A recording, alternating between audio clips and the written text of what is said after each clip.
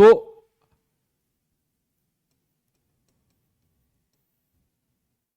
ये एक ऐसा सब्जेक्ट है जो अधिकांश बच्चों के मन में डर पैदा करता है कि कैसे पढ़ा जाए, इसका क्या किया जाए, किस तरीके से पढ़े, अच्छा तरीका कौन सा है इसके पढ़ने का। तो आप जब इसको पढ़ेंगे तो आप लैब असिस्टेंट का सिलेबस देखिएगा, वहां आपको फिजिक्स के 10 टॉपिक दिखाई देंगे। उन 10 टॉपिक्स में से 4 टॉपिक आपके क्लास 11th के हैं और 6 टॉपिक आपके क्लास 12th के हैं। अब बड़ा आसानी से इन सब टॉपिक्स को हम कवर करेंगे और बिल्कुल आपकी हर एक समस्या को इनके साथ हम लेके चलेंगे और किस तरह से उन समस्याओं का समाधान किया जाए, सवालों की प्रैक्टिस की जाए, उन सब के बारे में हम यहां बात करने वाले हैं। आपके 4 टॉपिक जो 11th के होंगे, एक रिजिड बॉडी का, एक होगा आपका थर्मो का, एक आपके पास आएगा ऑसिलेशंस का और एक आपके पास आएगा वेव्स का।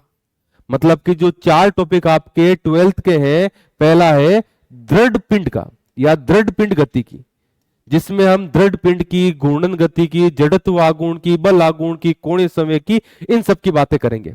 फिर थर्मोडायनेमिक्स में हम पढ़ेंगे गति, ऊष्मा गतिकी के नियम क्या होते हैं, ऊष्मा गतिकी के प्रथम नियम, द्वितीय नियम, शून्यांक नियम की चर्चा की जाएगी, इंजन कैसे काम करता है, प्रशीतक कैसे काम करता है, इन सब के बारे में। फिर आपका टॉपिक होगा ऑसिलेशंस का, दोलनीय गतियां। दोलनीय गतियां क्या होती है, दोलनीय गतियों के उदाहरण क्या है, सरल आवर्त गति क्या होती है, आवर्त गति क्या होती है, कैसे गतियां हो सकती है माध्यम में, कौन कौन सी अवस्थाएं होती है। फिर इन गतियों की जब बात करते हैं तो अनुनाद कैसे उत्पन्न होता है सरल आवर्त गति में, उन सब की बात हम यहां करेंगे। और 11th का लास्ट टॉपिक आपके वेव्स या तरंग का होगा, जहां तरंगों के अध्यारोपण के बारे में हम बात करेंगे कि तरंग क्या है, किस प्रकार तरंगों का अध्यारोपण होता है।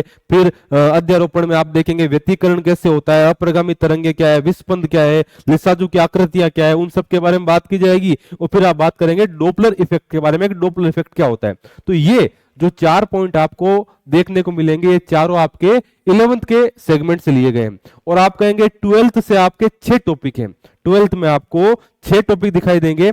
सबसे पहला जो होगा वो होगा आपका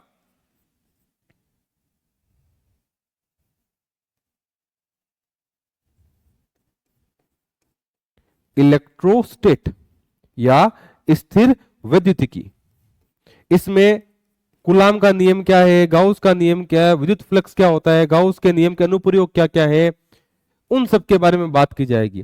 हालांकि विद्युत द्विध्रुव की बात भी होती है, बट वो सिलेबस का पॉइंट नहीं, बट फिर भी हम उसकी बेसिक जानकारी लेंगे। तो आप ये देखिए कि जितने भी टॉपिक आपके पास उन सब की बेसिक जानकारी लेते हुए जो मेन टॉपिक दिए गए उनको डिटेल में किया जाएगा। फिर दूसरा टॉपिक आपके पास आएगा करंट इलेक्ट्रिसिटी के बारे में, विद्युत धारा क्या होती है।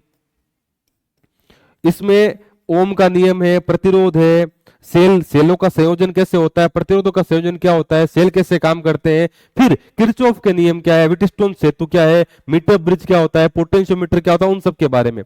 तो ये करंट वाला चैप्टर आपका सेकंड होगा। फिर थर्ड बात की जाएगी आपके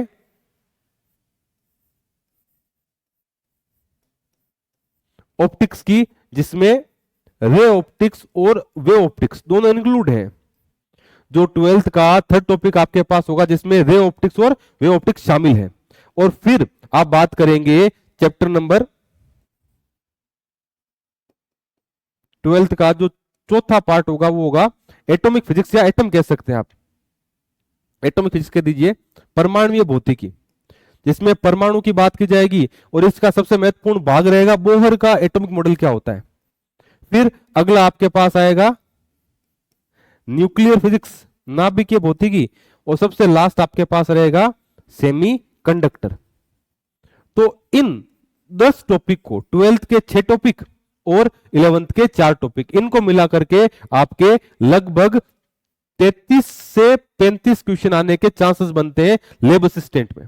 तो इतनी तैयारी अपने को रखनी है, इन्हीं सब के बारे में हम चर्चाएं करेंगे अपनी क्लास में। तो ध्यान रखिएगा, आपकी क्लासेस शुरू हो रही है 21 अगस्त दोपहर 2 बजे से शाम 6 बजे तक, जिसमें जीके, बायोलॉजी, केमिस्ट्री और फिजिक्स, इन चारों सब्जेक्ट की क्लासेस आपके रेगुलर बेसिस पे लगेगी और हर सब्जेक्ट को आपको अच्छे से डिटेल में पढ़ाया जाएगा। आप समय नोट कर लें, आप डेट नोट कर लें और आप जगह नोट कर लें, डीडवाना रोड के पास में। तो बिल्कुल हर बच्चे को कोशिश करनी चाहिए कि अच्छे से तैयारी करें, और इसके लिए आप एक बार इंस्टीट्यूट आकर के देखें क्लासेस किस तरह रन होती है, कैसे पढ़ाया जाता है। तो अगली मुलाकात हम करेंगे 21 अगस्त को आपके क्लास में। Thank you.